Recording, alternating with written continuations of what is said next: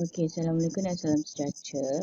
Okay, this is the second video for chapter 5. Okay, so today I want to explain about border diagram. Okay, before we go to border diagram, we must know what is the concept of frequency response. Okay, so same as a transfer function. Okay, so we have input, we have output. Okay, same for the concept of frequency. Okay, so we have the sinusoid input, and then and then this one sinusoid input ni dia akan hasilkan to generate sinusoid response of the same frequency. Even though this response are of the same frequency as the input, they differ in amplitude and phase angle from the input. Okay, so maksudnya dia akan hasilkan output. Okay, so output dia beza dengan input, tapi dia punya frequency dia sama. Okay, so sinusoid can be represented as a complex number called peso. Okay, the magnitude of the complex number is the amplitude of the sinusoid, and the angle of complex number is the phase angle of sinusoid. Okay, so same as a root locus. So there are two properties. So in this frequency response pun ada two properties. Okay, so first is a magnitude, and then the second one is the angle. Okay, so this one is a symbol for angle. Okay, so this one is the simple block diagram, which is a simple system. Okay, mechanical system translation. Okay, so you have this one of input, and then this one is output. Okay, so here this one is input, and then convert to the simple block diagram. Okay, so you know that this one is the input, and then this one is the output, and then this one is the transfer function. Okay, so the rest you can read by yourself. Okay, this one is it also can represented in graphical. In terms of figure. Okay, so this one is input, and then they have a system. Okay, you have the transfer function, and then the output something like this. Okay, which is the different angle, and then also the different amplitude. Okay, so the general form for the frequency response, okay, m omega equal mo, okay, m output divided by m input. Okay, and then angle would equal output angle minus input angle. The angle of input of okay, so maksudnya nak tahu dia punya, untuk kita punya topik ni kita fokus pada dua ni lah. Okay, satu pada amplitude, satu pada phase angle. Okay, kita boleh panggil dia the magnitude phase m ni kita panggil dia the magnitude frequency response, and then this one phase angle kita panggil dia phase frequency response. Okay, so we can combine together, okay, to get the response in terms of frequency. Okay, so in other words, we can say that the magnitude frequency response to be the ratio of the output sinusoid magnitude to the input sinusoid magnitude. Okay, this one for the magnitude, and the second one is the phase response to be different in the phase angle between the output and then the input sinusoid. Okay, so it can apply to both Bode diagram and Nyquist. Okay. Okay, kita pergi pada first one, Bode diagram. What is the Bode diagram actually? Okay, the Bode diagram is we can kata nama lain dia adalah asymptote approximation, ataupun kita panggil dia log magnitude. Okay, kita panggil dia the log magnitude and phase frequency response. Okay, so maksudnya kat sini kita ada dua graf. Okay, so saya dah bagi tahu kita kena ada dua graf. Satu untuk magnitude, satu lagi untuk phase frequency response ataupun phase angle.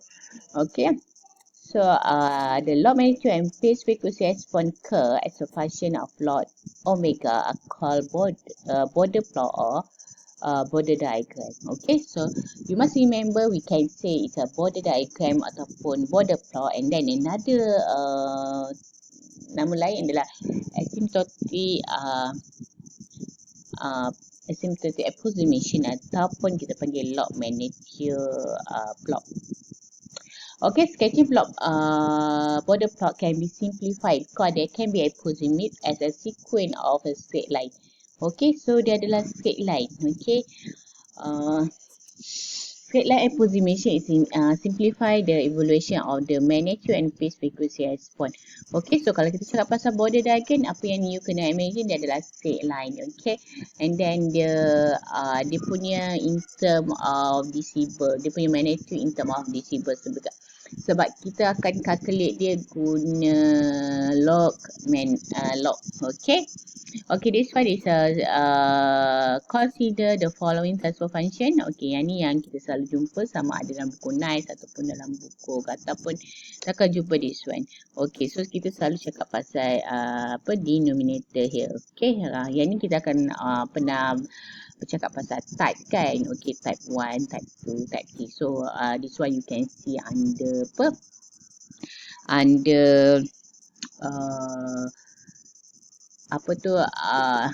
statistic error. Okay, so untuk magnitude make sure dia adalah kena ada modulus. Okay, so everything result will be positive number. Okay, the magnitude frequency response is the product of the magnitude frequency response of each term. Okay, so product. Okay, so if we know the magnitude response of each pole and zero term, we can find the total magnitude response. Okay, so dalam konsep border diagram ni kita kena cari magnitude response for each pole n0, and then kita combine all to find the total magnitude response.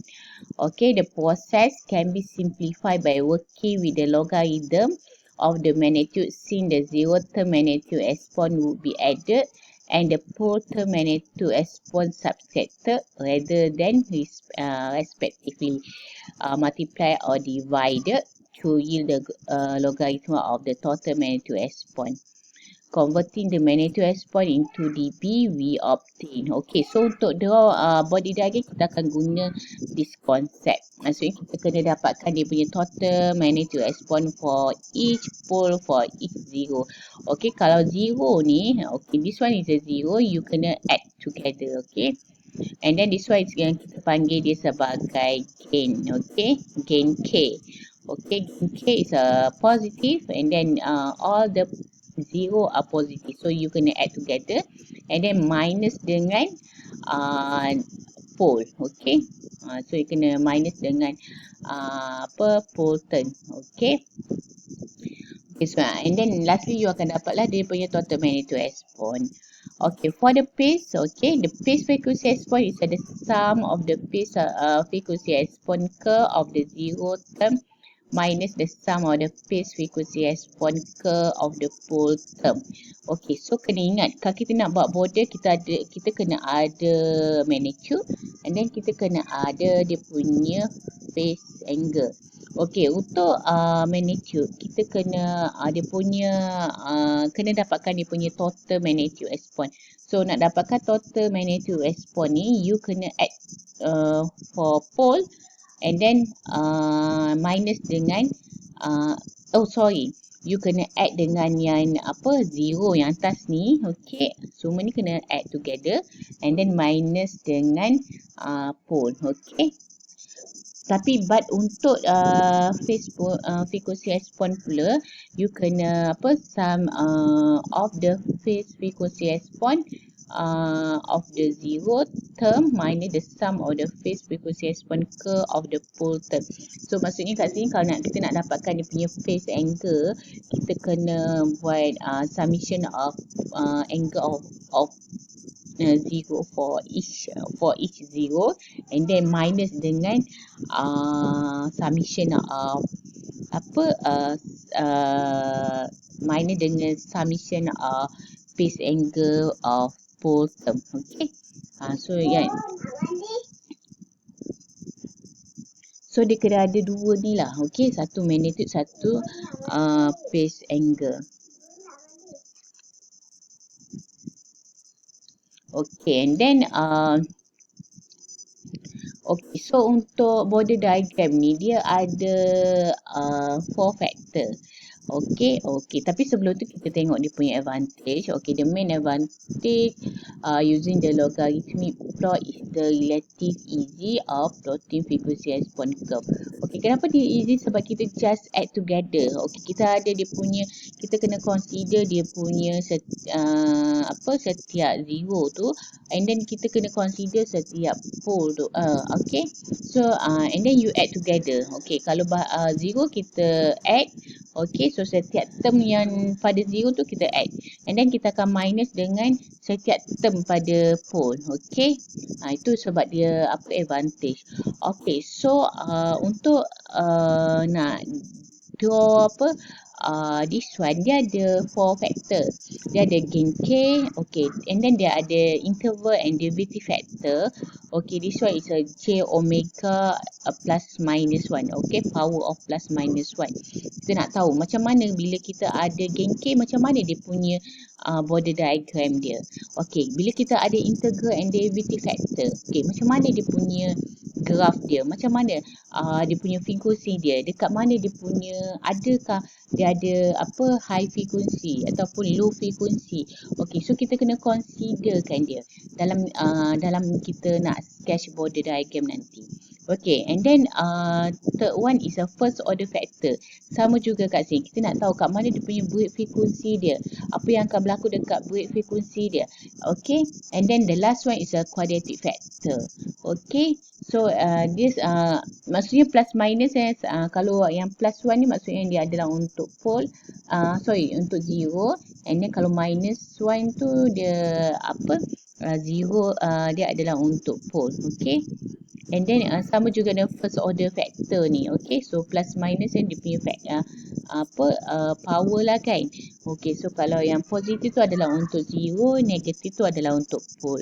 And then for the quadratic factor pun sama juga. Kita nak tahu macam mana, kat mana dia punya break frequency dia. Okay, kalau dia low frequency apa yang akan berlaku, kalau high frequency dia apa yang akan berlaku, macam mana dia punya slope. Sebab dia adalah straight line kita katakan tadi kan. So kita nak tahu macam mana kita nak sketch dia punya Bode diagram. Okay, so saya rasa kita akan kena kena ada satu lagi video untuk nak cerita macam mana nak explain untuk Bode diagram. So hari ni saya just fokus apa itu Bode diagram, apa itu magnitude, phase angle, and then juga dia punya basic factor. Okay, that's all. Continue in the next video. Okay, okay, thank you.